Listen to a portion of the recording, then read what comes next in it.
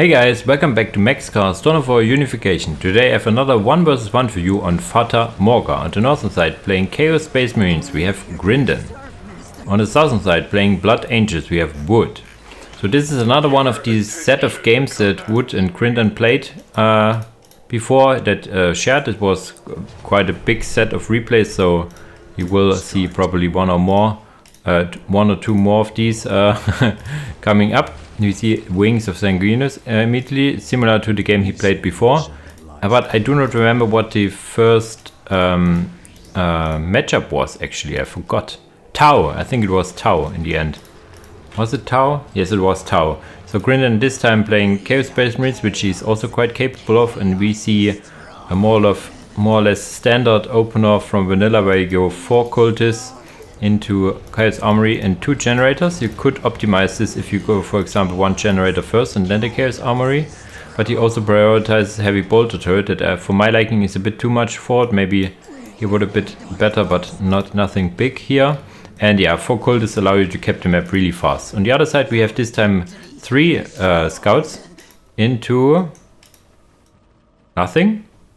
Okay. Into one tactical squad. Is it 3 scouts? 1, 2, 3. Yeah, 3 scouts into 1 quick tactical. Normally you would see this in company with Captain Tycho.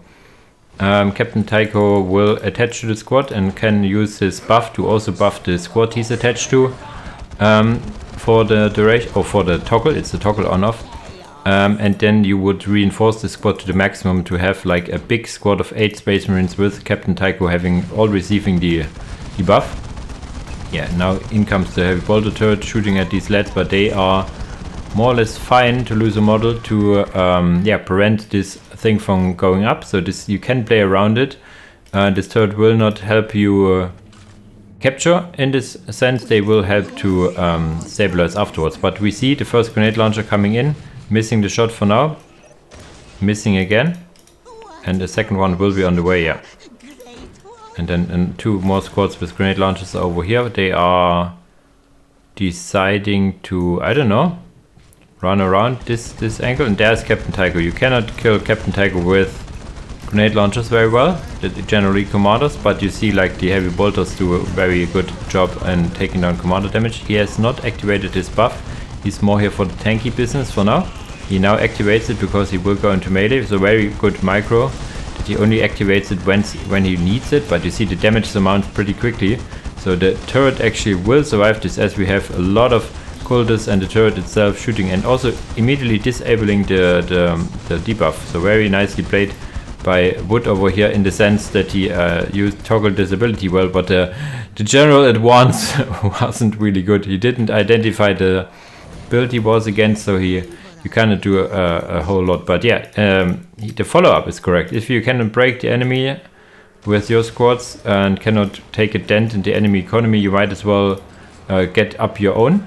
So you delayed at least this relic from coming up, so his relic will be faster. We have 80 and 20, and it's 80 and 10. The second generator will finish soon-ish. And yeah, he also captures like the critical location in the middle on the left side. The left side will be captured back relatively quickly. The middle could be the same. He cannot get shotguns because he has no armory, but he will be able to get tier 2. Tier 2 is actually a bit late for Grindan. Not sure why he is adding another generator here. That generator is, I think, not very good idea. He could have gotten tier 2 like 30 seconds earlier by now. Should click it right now. Scouts on the other hand on the side got catched by these cultists, and yeah, tier 2, every second he is not clicking tier 2 will get him behind relatively far, getting another heretic to repair and then getting tier 2. So tier 2 is being delayed for, let's say, a minute, and a minute is maybe it's not a minute, but it's 45 seconds. Still, it's quite a big time in you. If you see how it's only like 5 minutes now the game is on, and delaying this for this large amount of time is a little bad. Activating his buff, of course, when taking generators, listening posts will be attacked, so will be upgraded. The heretic is repairing. So you need to micro always to against the heretics. So this little micro game. But now the reinforcements have arrived. So Captain Tycho will go down here. I do not think he will survive this engagement over here. And down he goes. So not the best use of Captain Tycho overall. More generators. Normally you get from this, you go into a machine pit, I think it's called, and then get defilers. On the side, tier 2 is finished already, and the first Landspeeder Tempest is here. The Landspeeder Tempest is more or less a direct counter to the defiler, which has some ranged weaponry, but is mostly used for either meleeing down or artillery support. Most of the times artillery support, so we would need to see some anti-vehicle options for the CSM, which would be like Hell Talons, to have a dogfight in the air, for example. And maybe a Predator, but I do not think you have good anti-vehicle options for Predator right away. So I would actually like the most if you would add the barracks and get some Havocs, for example. That would be absolutely amazing. Tier 2 is finished. A lot of resources have been collected. First Landspeeder Tempest is over here, using his jump ability, which is only for getting not stuck, so not sure why he's using it. Upgrading this heavy bolter turret for some anti-vehicle option is a good idea. On the other side, hunting down these poor heretics. He doesn't want to get this up. This heretic is almost dead. And yeah, if you kill the builders before they can build up the anti-vehicle stuff is also a very good idea, but yeah, it can be produced pretty quickly, and he does not know that there is another one already there. Second and third Landspeeder Tempest are on the way. A lot of generators being added for him. He will go up to plus 50. He has the power upgrade already. There's some missile launcher turret. Poof! Down it goes relatively quickly. Very nice placement to have the anti-vehicle turret next to the machine pit you want to build on. What does he go for? Ah, he does not have an armory, so they are more or less naked for now. Armory is on the way, however. You can then get anti-crack grenades and stuff. What does he go for? Cultist infiltration, very nice. Goes very in hand with this build, so you have a lot of pesky infiltrated cultists running around the map, capturing, decapturing, being annoyance. Another heavy bolter, so he is relying on turrets and get a fast tier 3, holy schmoly. So he's like, okay, get a Hell Talon, get some upgraded turrets, and it's like, yeah, these few Landspeeder Tempests can't kill me. Sacrifice a circle evens for some demons, that could be also very well. Question is now, tier 3 also started for wood, so they are not joking around. He sees, okay, I do not have an opening. And then you have two options really, to get another unit out to be like to double down on an attack in tier 2. They got now their crack missiles. They can fly, I think, from this angle over here and kill this listening post without this turret being in range. Sacrificial circle is there. Not a Hell Talon is on the way. He will not have enough vehicle pop for now. Getting also some upgrades, some economy upgrades, tier 2 halfway done, more than halfway done. Yeah, he will use the Hell Talon to buy some time, but it will not stand here against 3 Landspeeder Tempests for long. They are here to kill this listening post. I really like how he found the opening over here.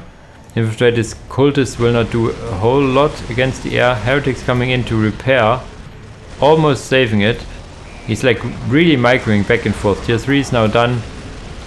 This is not getting repaired. No, it's only the listening post. Listening post is repaired. Horrors are built, come in.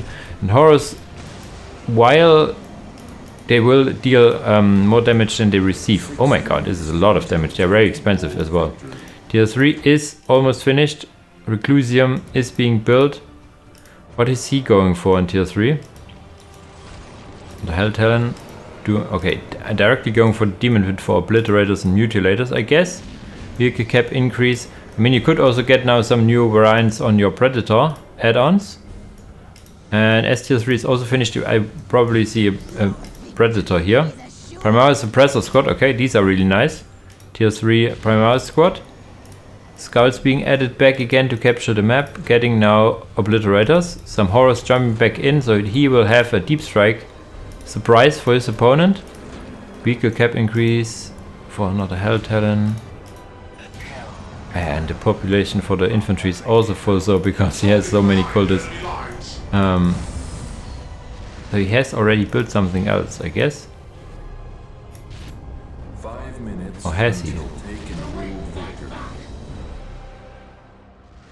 I'm a little puzzled where his pop is going. Okay, these are finished, but not okay, but also not getting more horrors. Okay, in comes.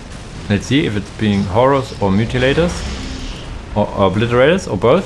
For now, it's horrors, and yeah, the Primal suppressors trying to kill these Hell Talons, which they will be able to in conjunction with the autocannon turret as well over here. Yeah, the obliterators were needed, I guess, over here, but 2 Hell Talons in the air, infiltrated cultists to support, and some obliterators. You see, the difference between a medium and a good player is how they take care of their cultists here. Similar to how in Ace, how they use their scouts even in late game situations like this. I mean, they are really handy in now, let's say, decapping this. 3 land speeders doing a hell of a lot of damage against this horror squad, but the range on this last cannon squad leader is really nice. There's also no detection for now, so they can deal. Look at the damage. The damage actually is not bad for being only cultists with grenade launchers. Cultists also decapping this. They can also now sneakily capture this because they are getting only detected while decapping, not while capping. We have the Assault Death Company, and the Death Company in this update got some buffs in the sense that they got some nerfs removed to them. They had some nerfs in melee. Now they do not have any nerfs while in melee, and quite opposite. They're really good in melee now. And they will probably now jump in and tie down these obliterators, is what I would do. Yeah, doing just that. It's gonna be awesome. These winged dudes doing some knockback as well, and yeah, going absolutely berserk.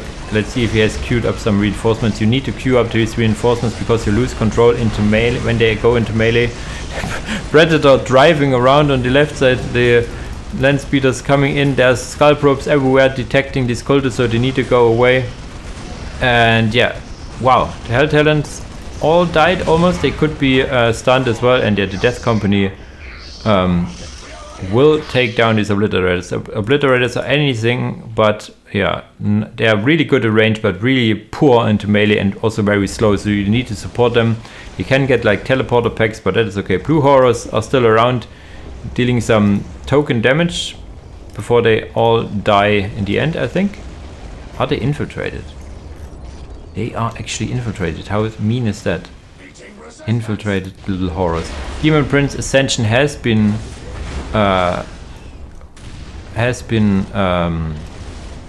researched now, so there will be some Demon Prince action from the Chaos Lords soonish.